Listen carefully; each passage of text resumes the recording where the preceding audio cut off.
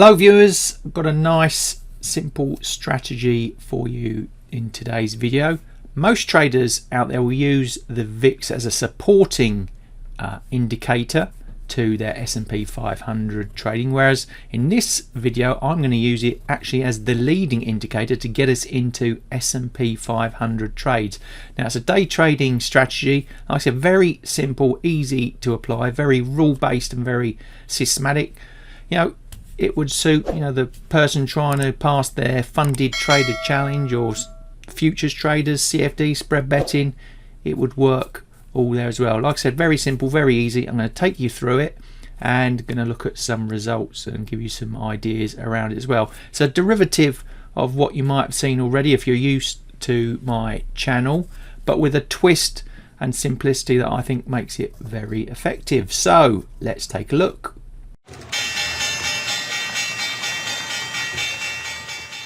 So here's the basic setup of the strategy. It might look complicated, but I can promise you it is all very simple. We're going to look into that in more detail in a moment, but let's go through the inputs to the strategy first. As you saw just then, it's a 3 chart window. Now you can take it down to 2, and I'll show you how to do that as well in a moment. It was broken to 3 for presentation's sake. But what are the inputs? So our top chart is the S&P 500, and we've got these inputs. It's obviously a Renko chart set to 1 minute, but we take the 3 to 5 minute ATR as the block size, then we fix that as traditional. That allows us to backtest.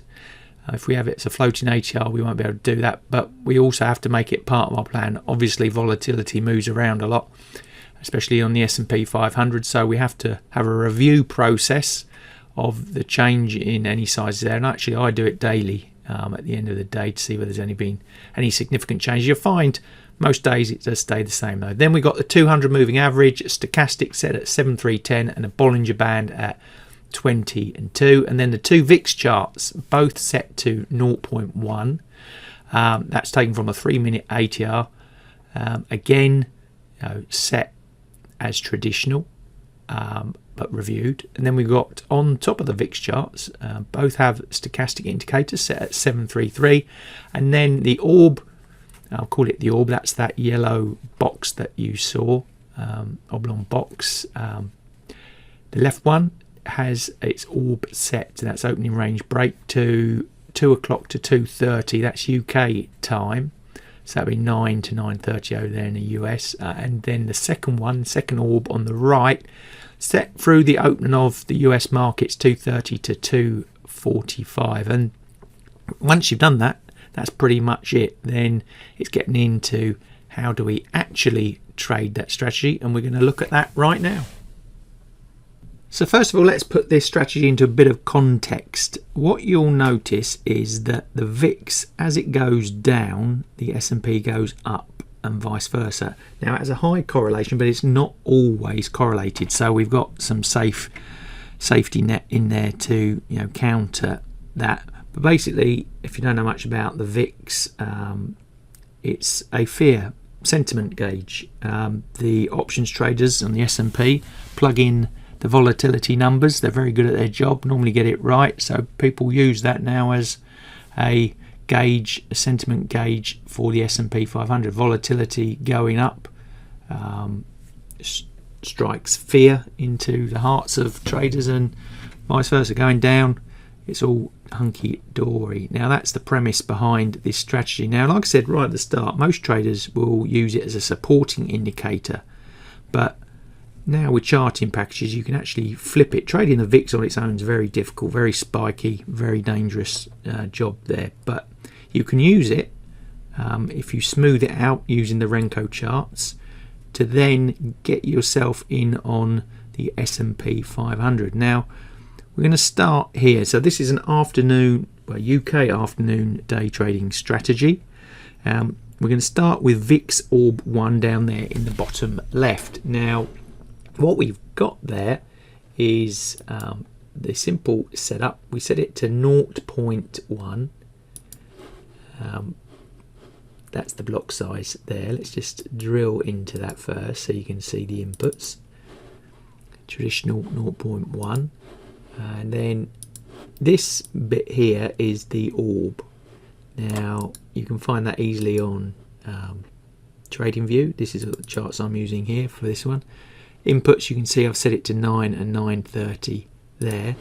And the interesting part of this strategy is the stochastic below. We're looking for the timing part here. We're looking for this cross down here. So essentially, if this crosses down, like you see here, we're looking to buy the S&P 500 at the top. So there's a couple of buys in there. But the orb is our, I suppose, filter on here to sort of cement the sentiment of the trading day. So I've started it in the half hour before when the pre-market is firing up and VIX orb 1. So what I'll be looking to do for my entry point here is for the VIX Renko blocks to be under our orb block, and then the stochastics at the bottom, as you can see, crossing over to turn negative from those high points there. And as that comes down, we'd be looking to get into the S&P 500. So if we transfer ourselves straight up to the S&P 500 to take a typical example, let's take around about this point here. We can see we got all the criteria met here, and that equated to up here on the S&P 500. So what we want to do to confirm, I said there was that thing where they're not always correlated. This is our sort of safety net. We're also looking for a bullish indicator on the stochastic and trading above the 200 moving average to then say, yep, it's good to go, let's get into the trade. And the way we trade this is we go up there. So the point of crossing was here.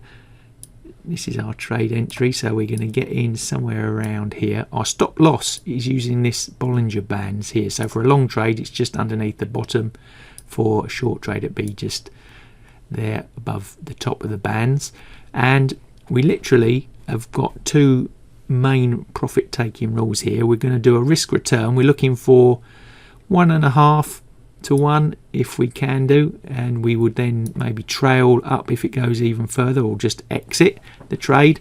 Or we also wait for the stochastic to cross back down and then signal negative. So that's going to keep us through these Renko block dips, which can sometimes get you sort of panicking and closing out. So we're keeping in the trend for as long as we can and getting out here. Now that was a perfect example of the pre-market kicking in. So what do we use VIX orb 2 for? Well, it's a further sentiment gauge to give us another trade on top of the trade, and basically we're trying to look for the same confirmation that the sentiment for the day is either bullish or bearish. And if we go to that VIX orb 2, remember it starts first 15 minutes here. We've got a breakout here, but it's not good enough to confirm. You can see the volatility is actually moving up, so we want it to be fully confirmed going down. And here you could say there's a loose trade around about here as it breaks on down, confirmed with another block moving on down there through the volatility. And we could actually add to our first trade because it actually coincides very much with the first one. So we could double our risk taking there. So we've got 2 units of risk at play there. Just another idea, or you can pick and choose. You can forget the VIX orb 1 and use the VIX orb 2, or vice versa. It's a very simplistic, easy strategy to use. Like I said, that one there, that lasted for most of the day, that strategy.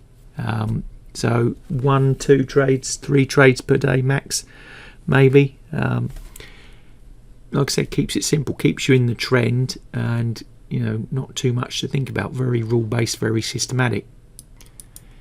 Remember, it's vice versa for short trades. And another get-out rule, it's another safety net we've got in there, is if you start seeing the VIX changing heavily, you're in a long trade and you get everything going against you. It's moved up through the orb to the upside. Maybe it's broken up. For here, let's go over there. It's gone up there. Basically, you're saying that the day's reversed its sentiment, and when we were long, we're bullish under this zone here. Above here, we are bearish, looking for short trades, and then we would move up to the S&P 500 and wait for the stochastic and the moving average to be the other way around to put our trade on. But that's pretty much the strategy.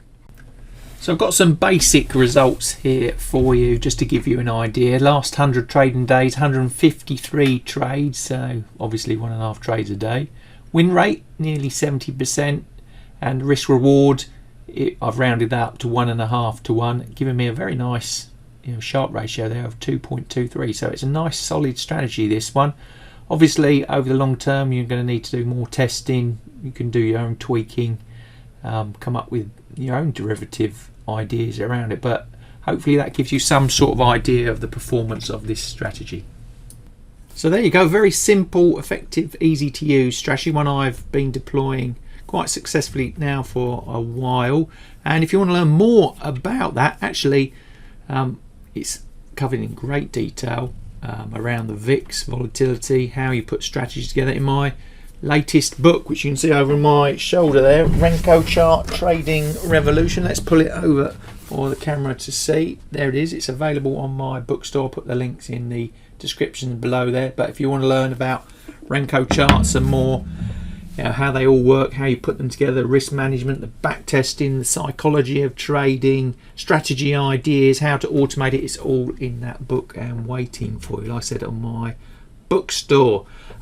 Let's know what you think of the strategy in the comments. Love to hear your feedback there. Do you use it already? Do you use something similar? Like to hear from you. If you like today's video, please give us the thumbs up. Don't forget to hit the subscribe and notification buttons to receive future content that I will be producing. So what's left for me to say is thanks for joining me, and hope to see you in the next video.